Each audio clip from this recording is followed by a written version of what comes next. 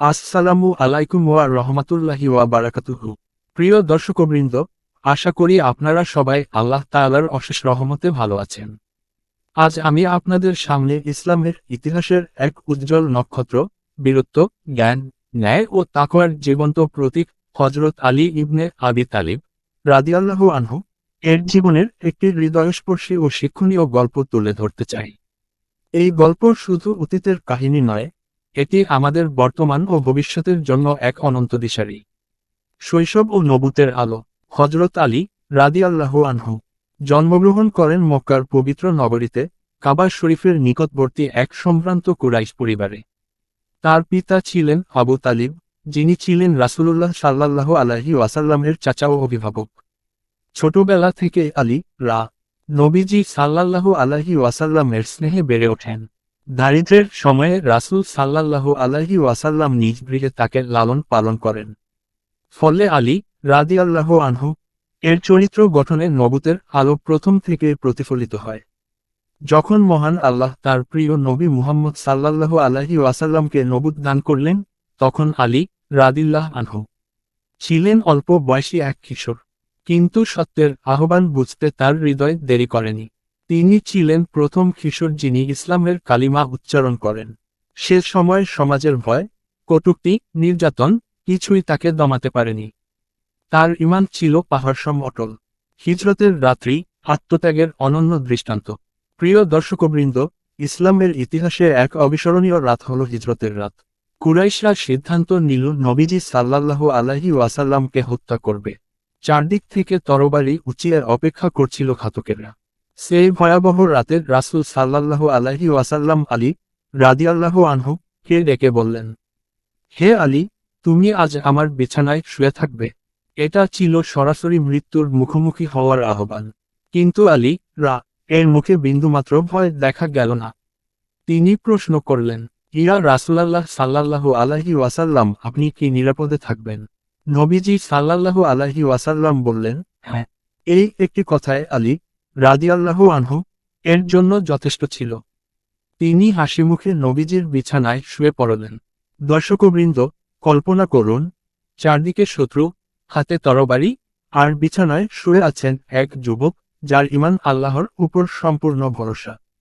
এ আত্মত্যাগ ইতিহাসে বিরল। আল্লাহ তাআলা কুরআনে এ ঘটনার প্রশংসা করে বলেন, মানুষের মধ্যে এমনও আছে যে আল্লাহর সন্তুষ্টির জন্য নিজের প্রাণ পর্যন্ত বিক্রি করে দেয়। বদর, উহুদ ও খন্দক বীরত্বের মহাকাব্য। ইসলামের প্রথম বড় যুদ্ধ বদর। সংখ্যায় কম, অস্ত্রের দুর্বল মুসলমানদের সামনে বিশাল কুরাইশ বাহিনী। সেই যুদ্ধে আলী রাদিয়াল্লাহু আনহু ছিলেন তরবারির ঝলকে অপ্রতিরোধ্য। তার হাতে বহু শত্রু পরাজিত হয়। বদরের ময়দানে ফেরেশতারা নেমে এসেছিলেন, আর সেই ময়দানে আলী এর বীরত্ব আজও ইতিহাসের পাতায় স্বর্ণাক্ষরে লেখা। উহুদের যুদ্ধে যখন অনেক সাহাবী ছত্রভঙ্গ হয়ে পড়েন, তখন আলী রাদিয়াল্লাহু আনহু বুক পেতে নবীজি সাল্লাল্লাহু আলাইহি ওয়াসাল্লামকে রক্ষা করেন। তার শরীরে লেগেছিল অসংখ্য আঘাত, কিন্তু তিনি পিছু হটেননি। নবীজি সাল্লাল্লাহু আলাইহি ওয়াসাল্লাম বলেছিলেন, উহুদের দিন আলী আমার জন্য যেমন ছিলেন, তেমন কেউ ছিল না। আর খন্দকের যুদ্ধে সেই বিখ্যাত ঘটনা, শত্রুবীর আমর ইবনে আবদুউদ্দ, যাকে সবাই ভয় পেত। সে একে একে মুসলমানদের চ্যালেঞ্জ করছিল। কেউ সামনে এগোচ্ছিল না। তখন আলী এগিয়ে গেলেন। নবীজি সাল্লাল্লাহু আলাইহি ওয়াসাল্লাম তার জন্য দোয়া করলেন। মুহূর্তের মধ্যেই আলী এর তরবারির আঘাতে সেই দম্ভ ভেঙে পড়ল। নবীজি সাল্লাল্লাহু আলাইহি ওয়াসাল্লাম বলেছিলেন, খন্দকের দিন আলীর এক আঘাত কিয়ামত পর্যন্ত সকল ইবাদতের চেয়েও উত্তম। জ্ঞানের দরজা। দর্শকবৃন্দ, আলী রাদিয়াল্লাহু আনহু শুধু যোদ্ধাই ছিলেন না, তিনি ছিলেন জ্ঞানের সমুদ্র। নবীজি সাল্লাল্লাহু আলাইহি ওয়াসাল্লাম বলেছেন, আমি জ্ঞানের নগরী, আর আলী তার দরজা। কুরআনের তাফসির, ফিকহ, হাদিস সব বিষয়ে তার জ্ঞান ছিল গভীর। জটিল সমস্যায় সাহাবারা তার শরণাপন্ন হতেন। বিচারকের আসনে বসে তিনি এমন ন্যায় বিচার করতেন যা শত্রুকেও মুগ্ধ করত। একবার তার নিজের বর্ম হারিয়ে গেল। পরে এক ইহুদির কাছে তা পাওয়া গেল।